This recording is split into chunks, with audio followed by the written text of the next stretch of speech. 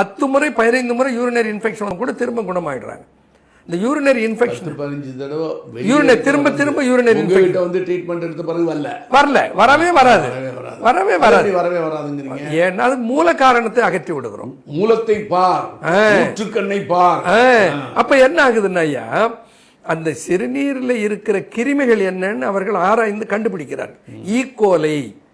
E coli என்கின்ற கிருமி 1 million இருக்கிறது. நான் ட்ரீட் பண்ணியிருக்கேன். 1 மில்லியன் இருக்கிறவங்களாம் நான் வந்து மருத்துவம் பார்த்துருக்கேன். ஈகோலை என்பது அது ஆங்கில சொல். அதுக்கு தமிழ் சொல் இல்லை. ஏன்னா ஈகோலையை நம்ம சித்தர்கள் பார்த்ததில்லை. ஆனால் ஈகோலையை பார்க்காமல ஈகோலையை வராமல் பண்ணிட்டாங்க. அதுதான் முக்கியம்.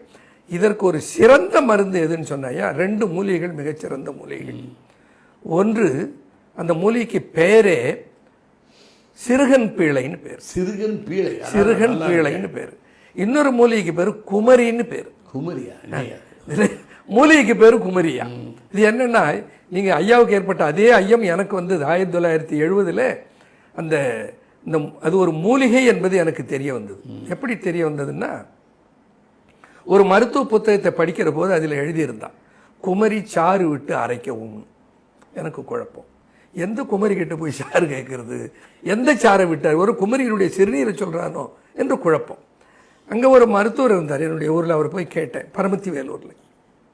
அவர் பெரிய மருத்துவர், அவருக்கு தெரியும்னு சொல்லி நான் போய் கேட்டேன். அவர் என்ன பண்ணார், என்னை பயன்படுத்திக்கிட்டார். என்ன சொன்னார், அது கொல்லிமலையில் தான் இருக்கு, எல்லார் கண்ணுக்கு அது தெரியாது.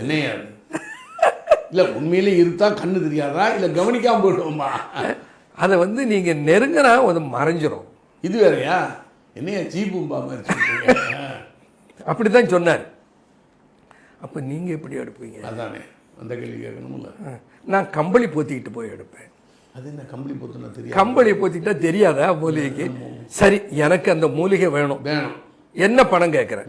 1500 ரூபா கொடுன்னு சொல்லி 1972-70 கேட்டார். என்னையா பவுன் விலை 200-250? என்னுடைய சம்பளமே 375 ரூபாயா? அவ்வளோதான். 1500 கொடுத்தேன். ஏன்னா அந்த மருத்துவத்தின் மேல இருந்த ஆர்வம். இன்னும் கொடுக்குறாரு, இன்னைய வரைக்கும் கொடுக்கல. அந்த 1500 போயிட்டார் 1970. 71 வருஷம் ஆச்சு, 54 வருஷம் ஆச்சு. வீட்டில் நான் வந்து எங்கள் வீடு ஒரு முகப்போட கூடிய வீடு. அதில் டேபிள் மேலே உட்காந்துட்டு இருக்கேன். எங்கள் அம்மா பெருக்கிட்டு இருக்காங்க. அப்போ எங்கள் அம்மா கிட்ட கொஞ்சம் கூச்சப்பட்டுக்கிட்டே கேட்குறேன், அம்மா குமரி சாறுன்னா என்னம்மா, குமரி சாறு விட்டு அரைக்கணும்னு எழுதியிருக்காங்க, என்னம்மான்னு கேட்டேன். அட என்னப்பா குமரின்னா வான்குமரி, சோத்து கத்தாழிக்கு பேர் தான் குமரின்னார். உங்கள் அம்மா? எங்கள் அம்மா. என்னையா நான் உங்க மருத்துவத்தில் பாண்டித்யம் பெற்றவர். அதனால அவர்கள் என்ன சொன்னார், வான்குமரின்னு. அது என்னம்மா வான்குமரி? எந்த செடியும் பூமியை விட்டு அகற்றி விட்டால் செத்து போய்விடும். வேர் பூமியில் இருக்க வரைக்கும் தான் ஜீவிக்கும்.